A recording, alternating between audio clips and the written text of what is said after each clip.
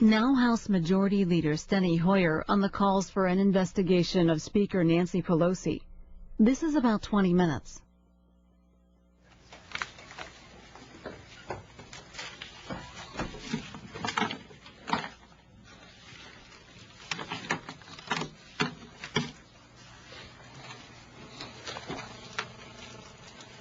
Good afternoon. Thank you very much for being here.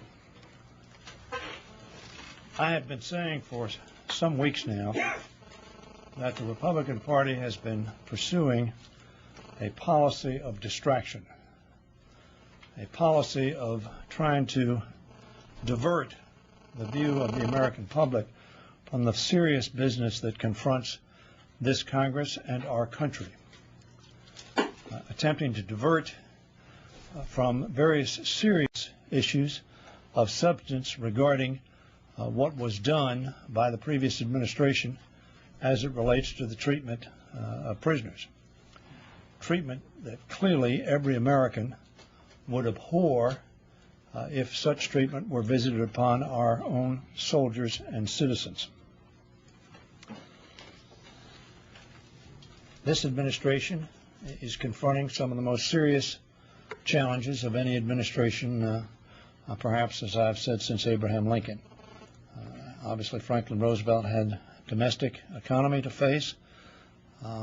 This president had not only a domestic economy that had been brought extraordinarily low by the policies of the previous administration, both in terms of its fiscal irresponsibility and its lack of regulatory diligence, essentially taking the referees off the field. As a result, millions of Americans have lost their jobs. Tens of millions of Americans, perhaps hundreds of millions of Americans, have lost the values in their 401k, values in their home, and are currently without jobs and without health care, and with great fear in their hearts. We have been working very hard during the last 5 months to focus on those issues. We have been very productive, in my view, in responding to the challenges that confront us both here and abroad. We have been serious in that effort. The Republicans, for the last few weeks, have been focused on the politics of personal destruction, which was a phrase used by Dick Gephardt some years ago. In this case, it attempts to distract the American public from the very important work that confronts this nation by focusing on the Speaker of the House and the representation she made as to her recollections with reference to a briefing that occurred some 7 years ago. There was a resolution on the floor today. That resolution was not in order. My view is the other side knew the resolution was going to be ruled out of order, but continued their politics of distraction by offering it for political purposes. The reason I say that is because they focused on a concern about what was said with reference to our intelligence community. Mr. Boehner has made a statement and said that the Speaker had the responsibility of coming forward with proof. In fact, Bob Graham, Senator Bob Graham, the former Senate Chairman of the Intelligence Committee, was briefed himself, and his recollection is essentially the same as the Speaker's recollection. In fact, Time magazine has been quoted, or is being quoted right now, saying that it may well appear that the Speaker is accurate in that. Let me see if I can give you that exact quote. Time magazine says, quote, "But in looking at the substance of the accusations, comma, it increasingly looks like she was right." That's May 20th, 2009. Who said that? Time magazine. Was there a name attached to it? I don't have a name. That's a quote from Time magazine. The magazine said it. Now, I'll give you a quote, however, and I will attribute it to somebody. In this case, John Boehner, December 9th, 2007. Quote, either I don't have confidence in what the intelligence community told me several months ago, or I don't have confidence in what they're telling me today. Close quote. Peter Hoekstra, the ranking Republican on the Intelligence Committee, said on November 20th, 2008, quote, we cannot have an intelligence community that covers up what it does and then lies to Congress. Former Speaker Newt Gingrich said this in referring to the National Intelligence Estimate. It is so professionally unworthy, so intellectually indefensible, and so fundamentally misleading that it is damaging to our national security. That was December 11th, 2007.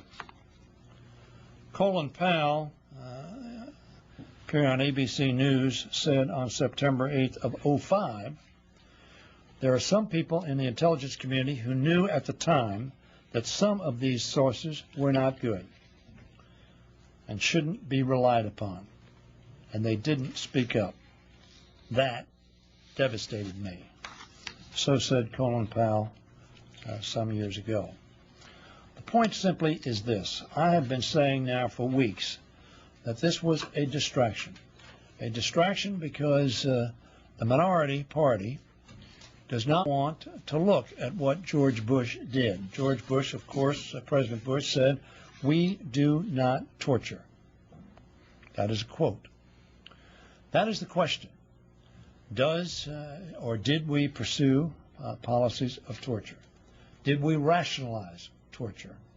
What was done? When it was done? Why was it done? That's what is important for us to know. Why? Because it's important for us as we go forward not to rely on the rationalizations of three lawyers whose opinions were clearly stretching the law from the perspective of many, many other legal and constitutional scholars. This is a serious matter, but it is not being treated seriously. It's being treated politically by the minority party. I would hope that they would focus on the substance, not on what was said, when what is said, because we see that many people said many things. But the substance is what we ought to focus on. Not only ought we focus on the substance of this issue, but we ought to focus on the substance of giving every American health care, getting Americans back to work and off the unemployment rolls, making sure that the American people are confident that we're going to be energy independent. Make sure that the American people are confident their children are going to be well educated and able to compete in the global marketplace. It does not serve our country to have the kind of politics practiced that we saw today on the floor of the House. I would urge my Republican friends and colleagues to work with us on the important business of America and not participate in the irrelevancies which may make, for some, political points, but which do not serve our country well. Thank you. Oh, let me, by the way, that Time magazine quote is quoted from J. Newton Small. I don't know who J. Newton Small is. Oh, here's J. Newton Small. Would you take a few questions? Only members can appear at the lectern.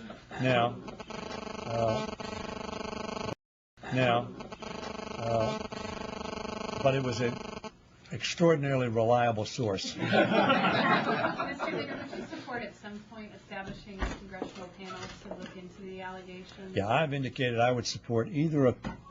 Now, let me stop because I want to be precise. The allegations, a lot of allegations being made. What I would support is a commission or congressional panels, the Intelligence Committee or others, to look at how this country came to undertake what clearly most people believe was torture, how that was rationalized, and what going forward should this country do to ensure that we comply with our own laws and comply with our international obligations and international law. I might point out that we passed a statute, as you may recall, some years ago, which indicated that torture was not to be pursued. Senator McCain, of course, was a principal supporter of that.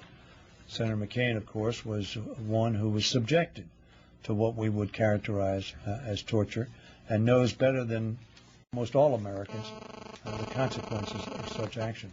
General Krulak, with whom I served on the Board of Visitors at the Naval Academy, the former commandant of the Marines, wrote an op-ed some year plus ago saying that torture didn't work and we should not rationalize torture for the concern of our own people.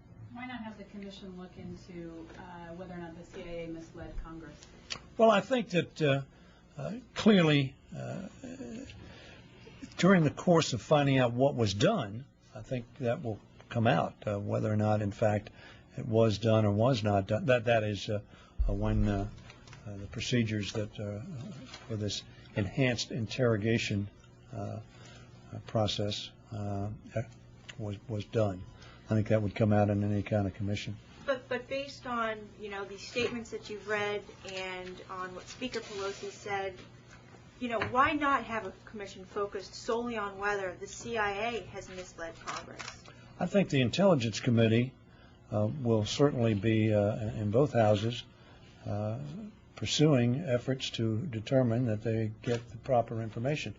As I said, I cited Colin Powell, but you could cite other members of the administration in terms of the of information they received from CIA or other organs of the intelligence community. But again, we are focusing on an issue which is not, in my opinion, the nub of the issue, and that is what did we do? How did we rationalize it? Was it consistent with American law? And if not, how do we preclude it happening again? But if the CIA is lying, Mr. Leader, last question. Mr. Leader, this is a tangential question to yours, but it's for the essence of the President. The question about detainees and what to do about Right. it. The Congress has said we're not going to make any move on detainees until we get a concrete plan on detainees. Do you have any more confidence that the administration is any closer to doing something about detainees, giving you guys a concrete plan so that can move forward, so maybe some of these questions won't come up anymore? I think that is a tangential question. I'll answer it, but I don't think it relates to the specifics that we're talking about or the practice that we're talking about. In terms of Guantanamo, you asked me, am I confident? I am confident. I'm confident that this administration will do what it has done since being inaugurated, pursuing a very thoughtful, considered path to address challenges confronting the country. In this case, the President made it very clear during the course of his campaign, citing Colin Powell again, who appeared on Meet the Press some year plus ago, where he said that Guantanamo ought to be shut down today or yesterday. That's when he was speaking. A year ago, he said it ought to be shut down. He said it undermines the moral status of our country. I think the President made that pretty clear during the course of his campaign, and he agreed with that. However, he also understands this is a difficult and important challenge to do it right. So I am absolutely confident that he and the administration are pursuing this in a thoughtful, considered manner to achieve their objective in a way most protective of the security of our country and of our people. Mr. Leader, Last about the question. President's speech in general, Mr. McConnell said that it was just a speech. There was no plan. It was driven by his quest for popularity in Europe. Is this, again, what you see as politics of distraction? What was your general reaction to President Obama's speech on national security? Unfortunately, today's speech, you mean. Unfortunately, I did not see the President's speech. I've read just a few statements from it. I don't know what Senator McConnell means, just a political speech. Presumably every time any of us speak, it is political in the sense that we are political leaders. My own view is that this president is as thoughtful and as analytical a speaker as we have. And I think that I haven't read his speech, so I don't want to comment on the substance, but I would be, I'm very confident that what he talked about was why he felt he needed to do this, the path that he was pursuing, and that he wanted to accomplish this objective. That is not different than what he said in the campaign. It is consistent with what he said in the campaign and consistent with what he told the American people who elected him handily that he would do. Can you respond, though, at the same time we had former Vice President Dick Cheney having a speech at the same time, defending... I didn't see his speech either. Interrogation. But I will be glad at some point in time to have my commentary about, yeah, right, what have I been doing? What have I been doing? I've been working on health care. I've had 3 health care meetings today so that I could do what I'm urging others to do, focus on the challenges our American families have. But at the same time, Cheney's been out on the Sunday talk shows. He's defending the past 8 years, says it was not torture, but totally defends against interrogation techniques. Why do you think he's doing that? Is he doing that for the Republican Party, the legacy of the Bush administration? Why do you think Cheney's out there defending the administration? Well, obviously, I can't read his mind. I don't think he's doing it for the Republican Party, however. I think he's doing it for Vice President Cheney and the legacy that he might or might not have. Well, the legacy he's going to have. I think that's his reason to rationalizing that which was done and trying to justify it. Thank you very much. Thank you. Thank you, Mr. Lee. Yeah, I appreciate it.